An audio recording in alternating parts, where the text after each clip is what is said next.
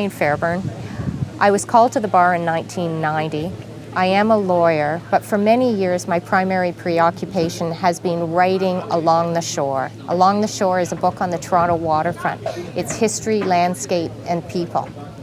I think the seeds of this book germinated many, many years ago. My first memories actually are of the waterfront, out near the Rouge River, where my grandfather and before him his great-grandfather had an estate property that overlooked the lake. And I remember as a child running down that small slope at that area down to the beach and looking out at that great expanse of water, the inland sea, not calling it that, of course, at that point, but just being quite interested in that and quite mystified by it, actually. It was a powerful force in my life very early on. And then years later, perhaps just a few years later, my mother told us all a story that she then repeated over and over about being swept out into the lake by Hurricane Hazel. And that, again, was quite a powerful story for we girls.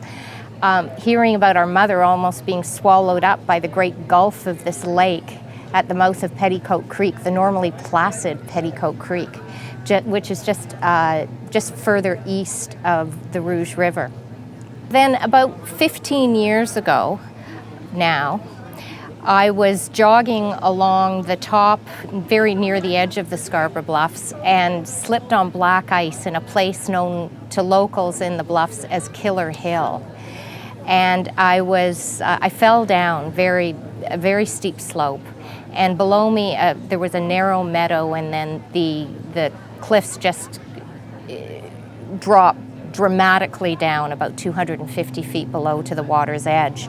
I was essentially just left there on the slope, immobilized for a period of time, looking out again at this great expanse of water.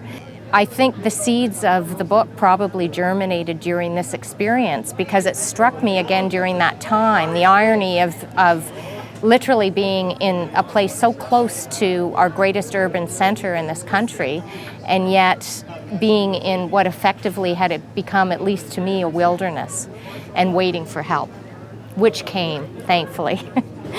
But what also came were ideas and I think a question, and the question was, where am I?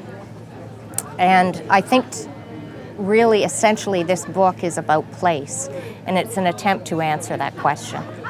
What my examination revealed were distinct groups of people, geology, geography, and landscape.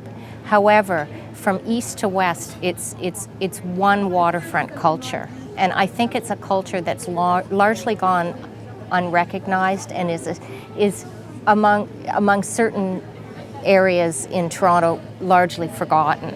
It's not forgotten completely down here. It's not forgotten in the beach. It's not forgotten in the island and in certain pockets of the bluffs or in the lakeshore, certainly.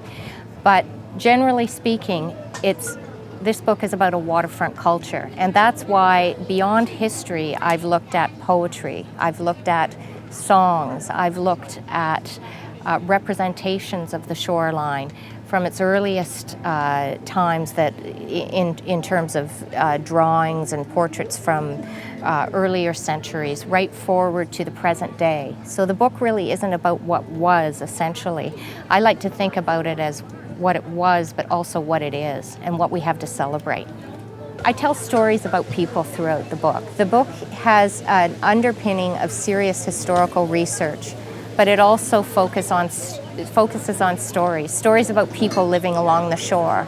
And Marilyn Bell's triumph, William Ward's tragedy in the East and with Scarborough, Rosa Clark's and the Clark's ingenuity.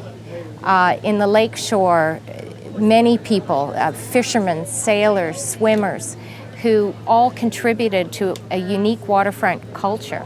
It's ours. We just need to remember it. And I think that largely this is what the book is about. And I would like to also think that in these days where many Torontonians are reconnecting with this waterfront, I hope that this is a small contribution to that reconnection process.